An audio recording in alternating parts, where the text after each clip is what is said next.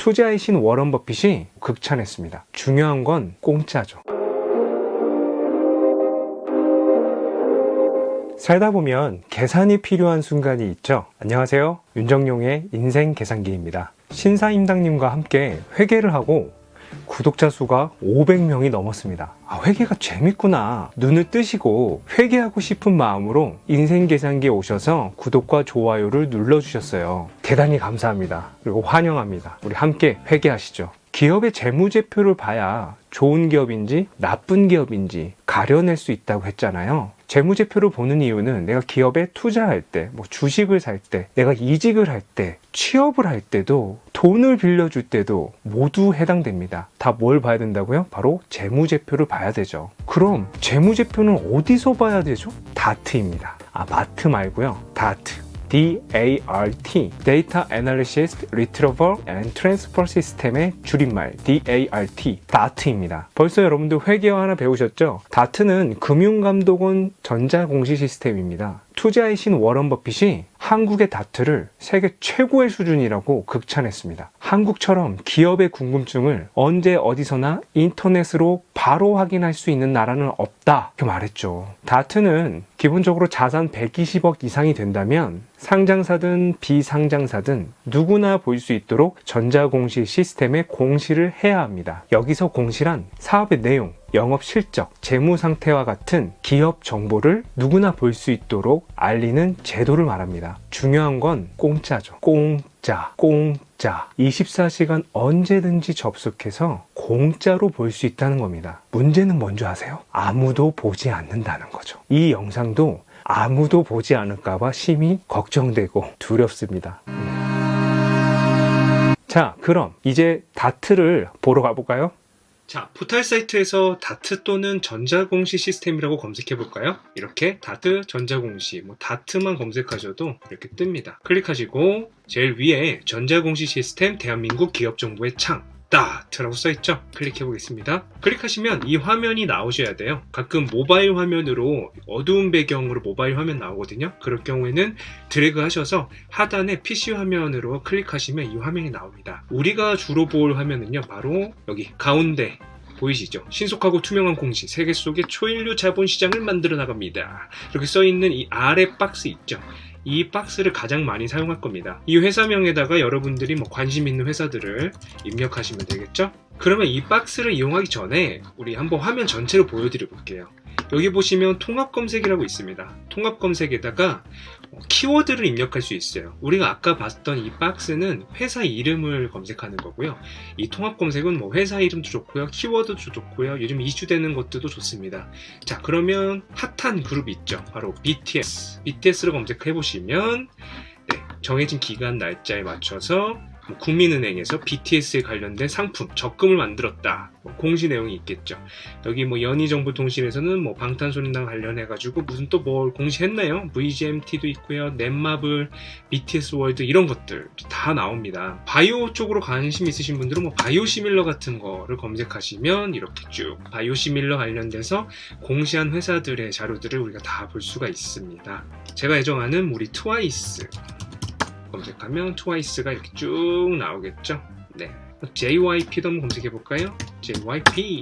JYP를 보시면 JYP 엔터테인먼트, JYP 이런 거 있죠. 네.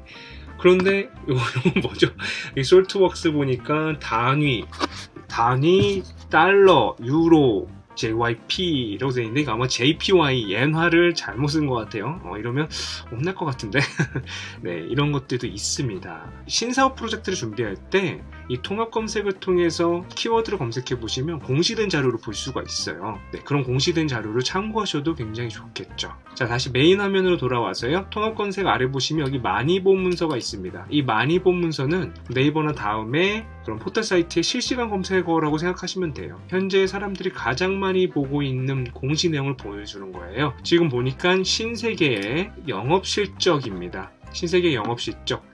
2020년 2월과 1월을 비교해 봤더니 매출액이 30.14%가 감소했습니다. 그렇겠죠. 요즘 굉장히 힘들잖아요. 그리고 전년 동기 2019년 2월하고 전년도랑 비교했더니 14.24%가 감소했어요. 이번 매출. 이번 올해 굉장히 힘들 것 같아요. 그쵸? 상기 실적은 신세계 별도 재무제표, 자회사를 뺀 별도 재무제표 기준이다 라고 써 있습니다. 두 번째는 삼성전자가 감사 보고서를 제출했대요. 감사 의견 적정, 경영자가 제출한 재무제표와 회계감사인이 봤을 때 불일치하거나 거짓이나 이런 거 없다, 일치한다는 거고요. 계속기업 불확실성 사유, 미해당, 그렇죠? 이거 해당되면 굉장히 안 좋은 겁니다. 위험한 겁니다. 삼성전자가 만약에 해당되면 우리나라 경제가 흔들릴 수 있어요. 자산총계, 부채총계 이렇게 쭉 나와 있습니다.